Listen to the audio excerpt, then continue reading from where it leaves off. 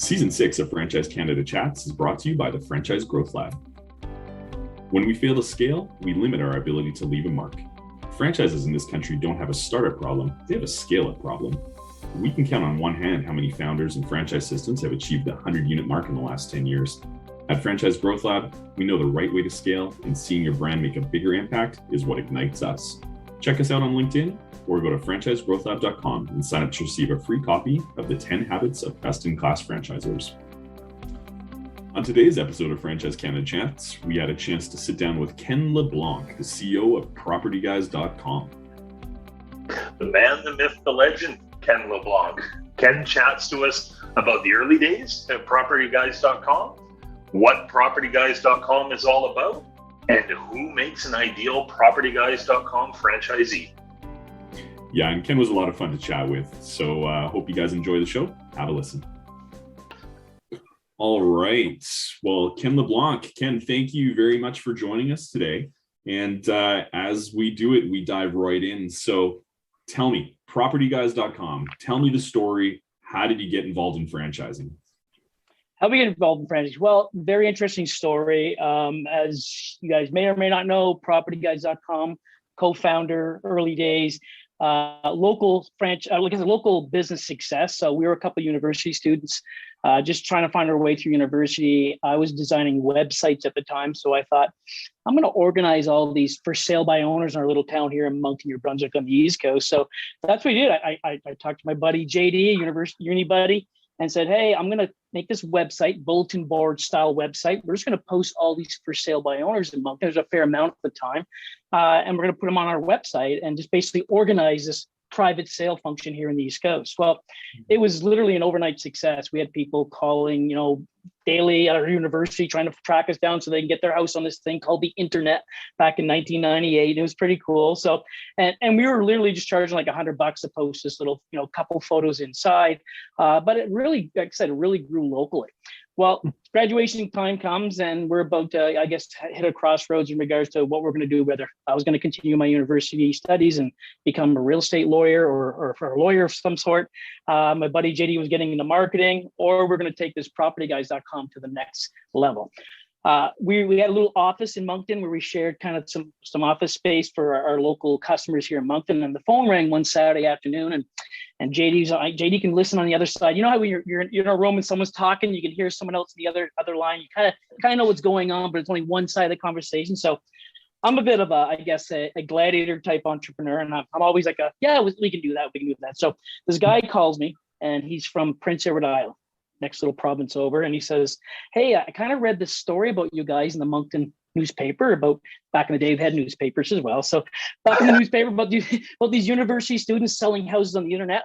Really love the concept. Seems to be really flying in Moncton. Are you guys interested in franchising that business out? And I'm like, yeah, of course. That's exactly why we built it. I had no idea what franchising was at that time, right? So anyways, talked to JD, my buddy. We're going to franchise this thing out. We're going to go to the island this weekend, high five, and we're going to get a big fat check in the franchise. Life's going to be great. We're going to expand our franchises across the country. So drive over to the island, cross over the bridge, spent about 6 hours in this guy's house. And it was clear to us about, within 20 minutes in, we were just not ready for franchising. We had no operation manuals. We had nothing ready for, I was actually hard coding all these listings with some HTML background and posting them on the internet. We just weren't ready for franchising. So come back across the bridge, put our tail between our legs and said, we're going to spend the next 2 years getting this business ready for franchising. So we joined the Canadian Franchise Association. That was the very first thing we did. Joined the CFA, didn't even have a franchisee under our belt. Started reaching out to the franchise brand. Then we started putting our systems in place, our operation manual, our training manual. Got hooked up with a really good franchise lawyer on day one. Still our lawyer today, almost 23 years later. Wow. Mr. Denso, Mackenzie Lake. And we basically built our agreement. And then we put our flag, our hug and our shingle to sell franchise in Atlantic Canada. We sold our first 10 in the first 10 months of franchising. And the rest is history in the franchising world. Yeah. Wow. So I love the story of we after 20 minutes in, we realized we had no idea what we're doing. yeah, for sure. Yeah. But I love it. It's like, then what do? You figure it out. You go away, figure it out, and came back strong. And 10 in first 10 months. That's pretty impressive. Yeah, Oh, sorry, Sure, go ahead. No, go ahead, Travis. Oh, I was just going to say, like, what in that meeting when 20 minutes in, and you were like, "We have no idea what we're doing." What was the tipping point in the sense of when you came home? Some people would, tuck their tail between their legs, as you said, and go, "No, we're just going to expand corporately." What actually made you decide to go, "No, we're going to figure out the franchising thing," because franchising is hard. Yeah, that's a great question. I remember coming back with JD and we were talking about, maybe we should just open up our own, like you said, these corporate locations. But for us, it was all about, being able to expand rapidly with other people, buying into our concept. We were a bit of a disruptor industry, so we knew it'd be I shouldn't say no problem, but very little challenge in regards to getting people interested in the brand. And it allowed us to expand rapidly in Atlantic Canada, like I said, 10 in 10 months, without this huge budget of hiring people, finding people, building brands, buying market share. These first 10 franchisees we bought on board, and I equate this to our success today. These first 10 franchisees were almost like business partners. Today they talk about franchising, how they're a partner, but they really were. They knew that one, it wasn't perfect. We didn't have it all figured out yet. We shared all of our systems and stuff that we had at that place, but they were helping us build for the next 100 units. And we were very lucky to have those 10 pioneer franchisees to help us invest into the company. So we took all that, their initial franchise investments, and we took some barriers early on for them, but they really helped shape the future of the company, and not just the offering, what we're doing at the consumer level, but it really helped shape our training and our supporting of franchisees. So it was important for us. That's why we decided to go the franchising route, primarily because we can expand rapidly within a system, our brand, and allow people to come in and use what we've built to date so far. So yeah.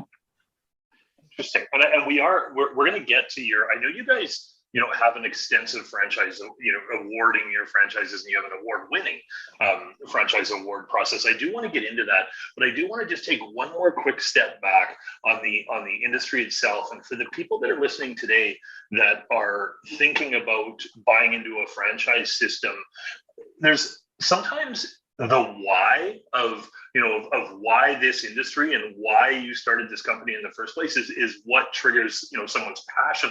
So what was it that, I know there was all these local listings and you started out as this aggregator, but then Did you really see something like from a disruptive standpoint that needed to happen in real estate in Canada?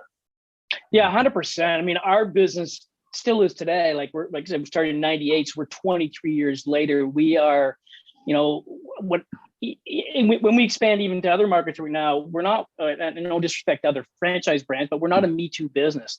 You're not going to find a competitor in what we're offering in regards of, we offer a very unique real estate model. We're not even a real estate company. People think property guys real estate. We're actually a marketing company who just happens to specialize in real estate brands. So we found a real niche in regards to what we offer in the franchising world.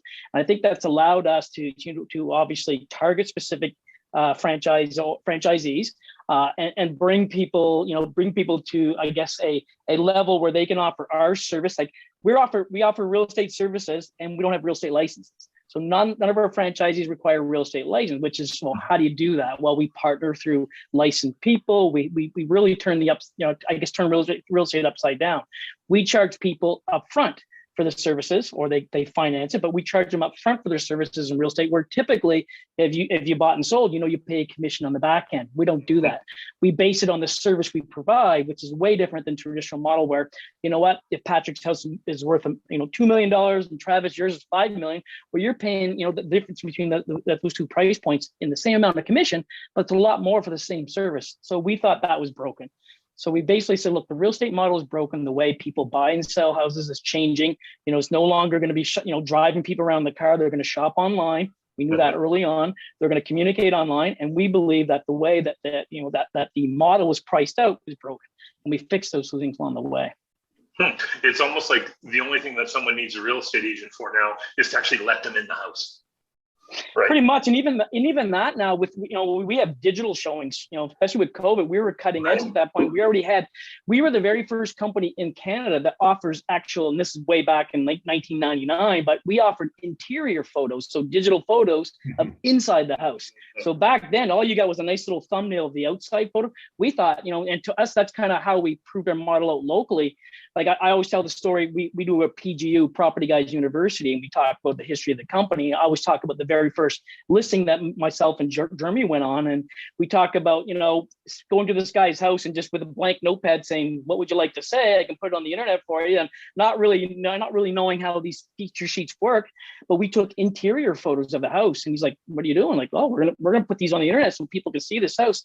And I remember about 30, I would say about 30 minutes after we posted on the internet, I got a call from the guy. I'm like, JD, shit, this guy's calling us back. He's going to want his money back. Like, it was our first paying customer. I'm like, that money's gone. Like, we spent that 10 times already. So what are we going to do? But he was calling to say, look, I think I got it sold. Somebody in another province saw the photos online, did a little video walkthrough. Like, I'm like, shit, we're onto something really big here. We can start, basically taking away the friction between buyers and sellers back in the day. Agents used to, shop them around, protect them, keep them in a wall. And if you want to see a house, you had to have this real estate book. Well, we basically took that online. So even now, like, to back to your question, like, people virtually are seeing houses right now, sight unseen, moving from country to country, video walkthroughs, all the above, and don't have to physically even go to the house anymore, quite honestly. Right. Yeah, excellent point. Yeah. Right. Well, I mean, I guess that leads us to, I want to highlight like the disruptive nature of this, in that, you are, you consider yourself not a real estate company, you're a marketing company. Number two, in order to be a franchisee, you don't need to be a real estate agent. You have all the systems in place to, in order to be able to sell houses online. So let's talk about how does one become a Property Guys franchise partner? Sure. Now we have a pretty, I guess, extensive awarding process. Obviously, we do like most of the traditional brands. We do all the traditional marketing and advertising for franchisees. So, when you apply for a PropertyGuys.com franchise, we first make sure that one, you have the financial means to be successful. We do exclusive franchise territory. So once one's sold, and it's based on a dwelling count, so we have the same size franchise areas for most. So it's usually about 100,000 dwellings is a ideal franchise location for us. So if that territory is available, you have the financial means to be successful in this business. Then we go through the next phase. We do a profiling match. So it's not a pass or fail in our profiling. What we try to do is match them up against the top 10% of our system, see where their strengths and weaknesses are. So if they have strengths, we'll definitely feed off of those. If they have any weaknesses, we'll help work on those issues that they may or may not have.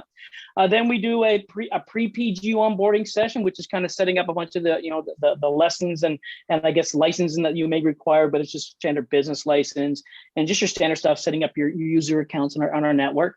And then we do our own what we call PGU. So it's PropertyGuys.com University. It's 5 days. They go through this onboarding session. And then post PGU, we have a 90-day launch plan where we basically walk them through day by day. Here's what you need to do in week 1, week 2, week 3, and to get them on the right stage. So, it's not perfect. We look at each franchise location because real estate is so local. Each launch is kind of different, depending on your experience, depending on your sales, background and scale, depending on your market territory, depending on your marketing budget. So we try to customize each one of these launch plans based on each franchise territories. Part of the awarding process for us as well, which I think is really, really cool. When a franchisee comes on board, so after they're screened and they meet the criteria, they get properly cooled through our franchise agreements. We actually force them to meet with 3 franchisees, and this is kind of our awarding process. And they give us a net promoter score on the individual. So whether they would, primarily we try to match them up with someone who has a similar background, a neighboring franchisee or top 2, and then whether it's a veteran franchisee or a newer franchisee. So they have to give us a thumbs up or thumbs down on the candidates. And then the last stage before they do a CEO call with me. It's more of a formality to make sure they understand what they're getting into and kind of what their goals and plans are, kind of their why. I always ask them the same thing, define success for me. Like, what do you define as success? And that we use that going forward in coaching, because it's not always money. It's not always financial, right? Some people think success is, I want to be able to go to my kid's soccer game every Sunday going forward, right? So we measure that. And then sometimes when they get lost away in the journey, we'll bring back to remind, remember when you bought this franchise, here's what you defined as success. Is that happening for you? Is it? Right. If not, let's try to pivot back to that. So that's kind of how we go through our franchise system. Everybody has different definitions of success. 100%. I agree. Yep. So I love it. You talked a little bit about Property Guys University. You've got your launch plan. It sounds there you've got a lot of coaching towards success and into goals there. So it sounds like there's a lot of support on the franchisor side. If we think to the franchisee, what are those traits or characteristics that make that successful franchisee? You talked about the profiling and trying to match that sort of top 10%. What are some of those high level things? For us, definitely, I wouldn't say self-starters, but definitely extroverted, community-focused people. We've been told our franchisees kind of feel like the Robin Hood of their communities because of this disruptor brand. So you got to be able to wear that cape. That's kind of superhero type of mentality. So you got to feel like our franchisees really get off on helping people save thousands of dollars in real estate. And it's a really good feeling to go into someone's house and helping Travis successfully sell his house and saving $40,000 and not thinking, shit, if I had my real estate license, I would have made $40,000 in commission. Our franchisees are excited that Travis got that money, right? So that's the type of people that really drive our franchise brands. Right. Interesting. I love that. You are the self-proclaimed Robin Hood of real estate. Yeah. You got it. Yeah. I was just thinking that you spit that out quicker than I could, Patrick. I love that actually. That needs to be one of the posters behind you, I think. Is the Robin Hood. We may or may not use that in some marketing. Yeah. I bet. Okay, next time we see you, you got to be wearing a cape and a little hat. All right, I'll wear the cape. Yeah, and a little hat. I do have a question around that then. So I'm thinking about Property Guys, and I'm liking the culture, I'm liking the support, I'm loving the brands. But one of the big questions, I mean, it's the elephant in the room, is can I make money at this? And obviously we can't get into how much, we can't get into all those things, but how do our partners make money? Obviously, and again, our marketing services aren't free, so they get paid up front for volume. So our typical franchise owners will do 50 to 60 transactions on year on average. So our margins are amazingly well. They're experiencing probably about 30% margin on these transactions. Now, regionally, our price points go anywhere from like $3,000 up to like $8,000 to $9,000 per package is what they sell as successful. So there's some good volume there. Plus, we have all kinds of auxiliary type of revenues for them. We have a mortgage division where they get referrals on helping out mortgage leads, things like that. There is a licensed side of our business as well. So we have a sister company called PGR Direct Realty. So it's a licensed side. It's not the franchise brand. You're not buying a franchise from that, but it is a licensed side. So some of our actually, I should say most of our franchisees have now gotten a license so they can experience on the buy side. We have a buyer's rebate program. So we help you find a house if it's listed with another real estate brand. We actually share the commission back with the buyer. So if you're looking to buy a house and there's like, so most all real estate transactions are divided into two halves. So half is for the listing agent, half for the buyer agent. So we represent the buyer agent side of stuff. We rebate back to the buyers that we're working with. So they love it. It's a great program, and there's revenue coming in for the franchisees in that as well. So did I hear that right? Sorry, Patrick, I just want to jump in. That 50 to 60 transactions a year is an average. Yeah. That would be the average of our franchise locations, yeah. Okay, so there, a house is selling in each franchise location. A house is selling one a week, essentially. Easily, yeah. Listing one a week. I mean, we sell 80, 90%, but yeah, on average, that's where it is. Yeah, for sure. Yeah, we have some markets we have some markets like I know in Sudbury, they're going to do over 200 transactions. They've been doing that for the last 2 years. Again, a lot of our, especially our veteran franchise locations like Moncton, for example. The brand Property Guys still is this private sale, good or bad, but it still has that private sale feeling to it, right? And people think that, if I list with Property Guys, I can't be on the MLS or I can't have someone show my house, which is not true. So it's kind of the challenge we have on a local basis. So when we go into new markets, we have all, because we added on these services after the fact, right?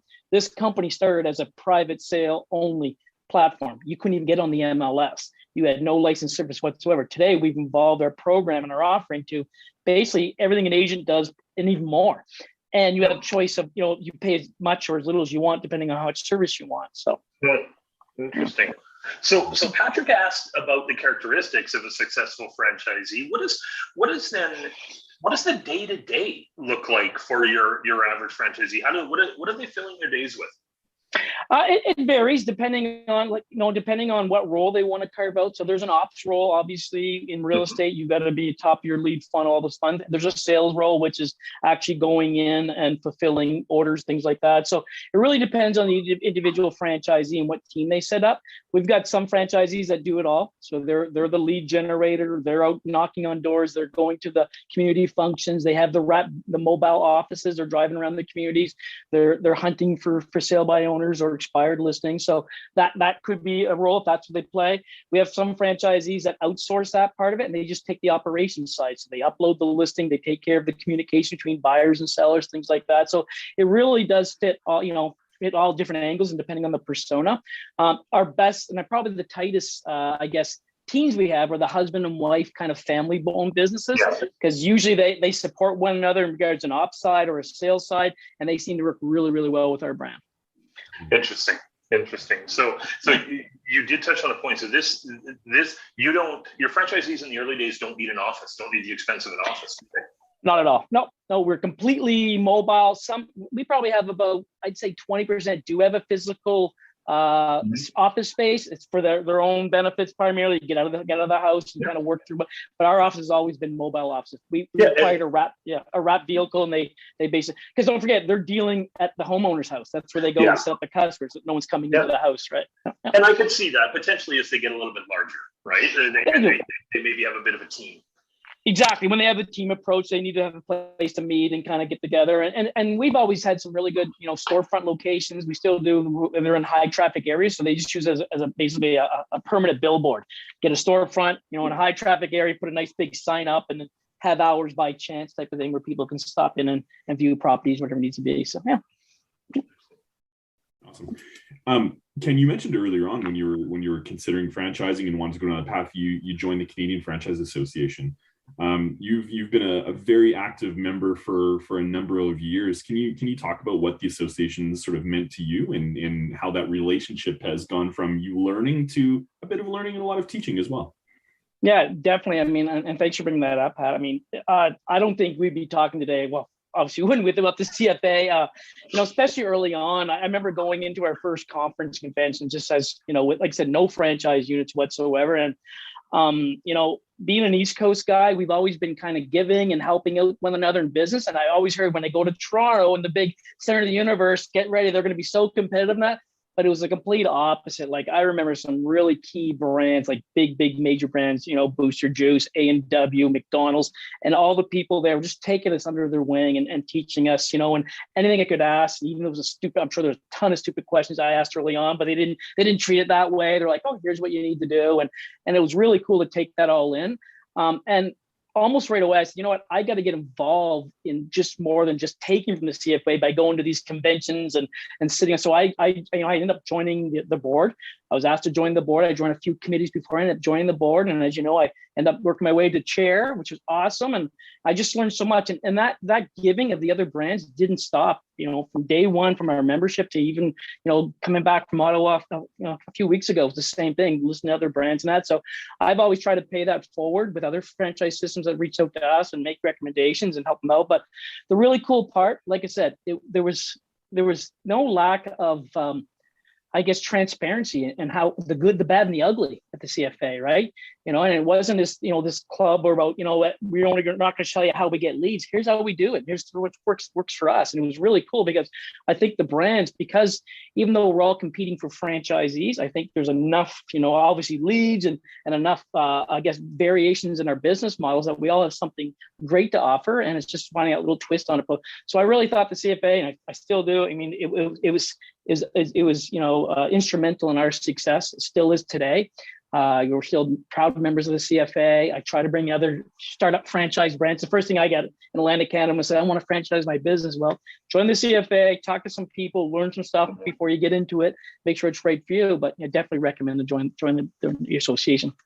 Wow, and I mean, for for some of us, and knowing your story, I mean, there's, I guess what we can say is, I mean, thank you for your time in the CFA, and thank you for all you've contributed. Obviously, you're a legend within the CFA, and there's, we always hear tons of stories about Ken LeBlanc. Some we could repeat on here, some we definitely can't repeat on here. But that's for the After Hours podcast, by the way. Exactly. Yes. Whoever wants to listen. But hey, listen, I mean, you have to be probably the biggest franchise system to come out of Atlantic, Canada.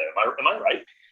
I mean, there's a couple other brands, I think like a Pizza Delight back in the day were early on. There's a Greco Pizza, but a couple pizza. But you're right. There's not a lot of Atlantic Canadian franchisors. And that was a challenge for us early on, because I remember when we're doing our research on how to franchise our business, there was tons of information, whether it was offline or online or books and stuff on how to buy a franchise, what to look for in a franchise system. There was very little to be a franchisor. So for us in Atlantic Canada, I didn't have a bunch of companies I could call and say, how does it work? I couldn't go down the street and talk to other franchisors. It didn't exist. I think there was one at that time, and it ended up being a publicly traded company. So they had some real tight walls around it. So they weren't going to, allow me in there. So that was really great about the CFA. So when we became members, all of a sudden I had access to this national, group of franchisors. So it was really good for me. And I really, for us, I really want to.